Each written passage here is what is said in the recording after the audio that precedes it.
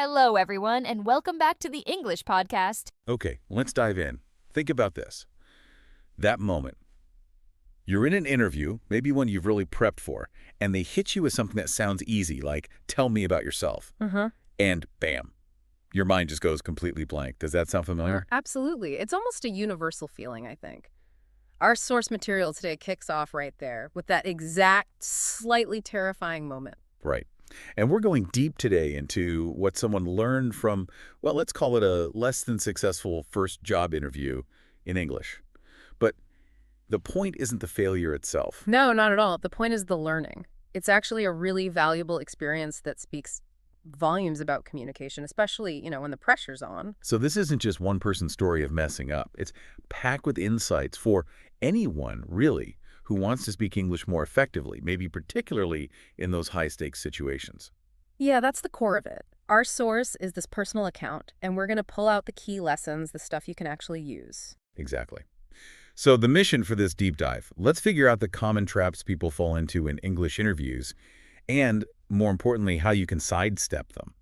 We want you walking away feeling more confident, ready to actually communicate. Okay, so let's paint the picture. Our author, right. Their first go at an international job, tech company. The whole interview, start to finish, in English. And they felt ready. Years of English study under their belt. You think, okay, I got this. But here's the disconnect, and it's a classic one.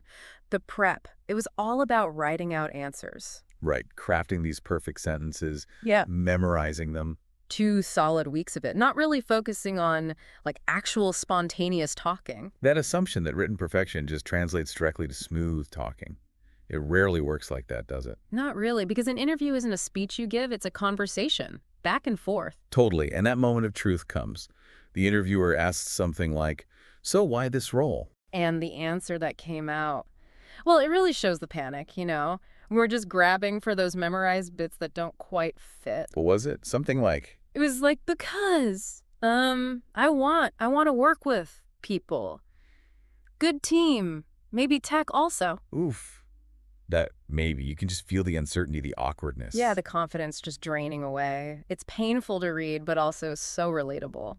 But like we said, this is where the good stuff comes from, right? The learning.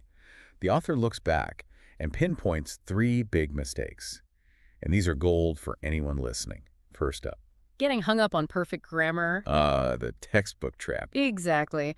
We're so often drilled on being grammatically flawless, but in a real conversation, especially an interview, trying too hard to be perfect can actually make you sound, unnatural. Stilted, maybe. Yeah, stilted. It gets in the way of just being clear and, simple. Sometimes simpling is way more effective. It's about connection, not just correctness. That makes sense. Yeah. You're so busy checking your verb tenses, you forget to actually answer the question or connect with the interviewer. Okay, mistake number 2. This one's huge. Not practicing out loud. Oh, yeah. Thinking in your head versus actually saying it. Worlds apart. Totally. Writing things down, memorizing them silently. It just doesn't prepare you for the physical act of speaking English. Hearing your own voice, getting used to the rhythm, the pauses. It's like muscle memory for your mouth and brain, isn't it? Kind of, yeah. You need that real-time coordination. You can run through it mentally a million times, but saying it, especially with nerves, that's the real test. Definitely. And the third mistake they identified. Not being ready for follow-up questions. The curveballs. Exactly. If you've only memorized specific answers, the minute the conversation takes a slightly unexpected turn. You're lost. Yeah. Panic sets in again because it's off script. Right. It highlights the need to actually be able to think in English, to adapt, not just recite. Memorization gives you 0 flexibility, basically. So, okay. The interview didn't go well. There was disappointment, maybe some tears, some self-doubt. Totally understandable.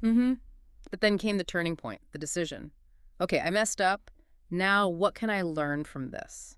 And this is where it gets really practical, the actions taken. Yes. This is the shift from just knowing about English to actively using and improving it. First thing, recording themselves, answering common questions. Smart.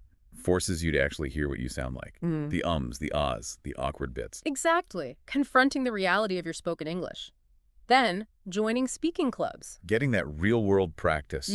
Talking to actual people. Invaluable. And deliberately making themselves speak without notes, forcing that spontaneity. Building that thinking on your feet muscle we talked about. Yeah.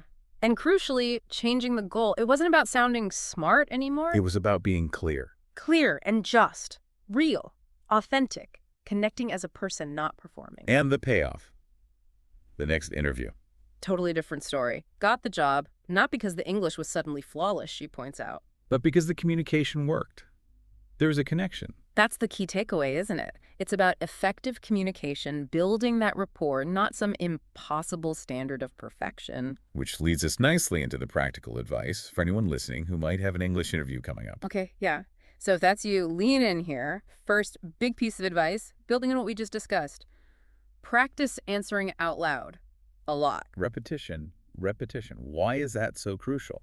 It builds fluency, obviously, but also confidence. You hear yourself handling the questions, you iron out the clunky phrases. It makes the real thing feel less intimidating. It's like a dress rehearsal. Makes sense. Where else? Avoid memorizing whole paragraphs. Seriously, focus on your key points, your key words, but talk naturally around them. Ah, so you have the core message, but you can phrase it differently depending on how the conversation flows. Gives you flexibility. Exactly that. You're not locked into a script. You can adapt. Handle those follow-ups. Good one. Okay, what's next? Don't forget your body language. It sounds basic, but it matters. Like smiling. Nodding. Yeah, smiling, nodding, using natural hand gestures. It all adds to the communication, makes you seem more engaged, more confident, even if you're churning inside. Nonverbal cues are powerful. True. It helps bridge any potential language gaps too, maybe. Definitely. And related to that, be honest, be simple, be human. Don't try to be someone you're not or use overly complicated language just to impress. Exactly. Authenticity is appealing. Interviewers want to meet the real you. And clear, simple language gets your message across much better than trying to sound like a walking thesaurus and maybe getting tangled up. Right. Now, there was this specific technique mentioned, the bullet list thing. Tell us about that. Ah, yes. This is a really clever trick. For those common questions, tell me about yourself, why this job, strengths, etc. Write down maybe 3-5 key bullet points you want to hit for each one. Okay. Then practice explaining those points. But here's the key. Practice explaining them in different ways each time. Force yourself not to use the exact same sentences.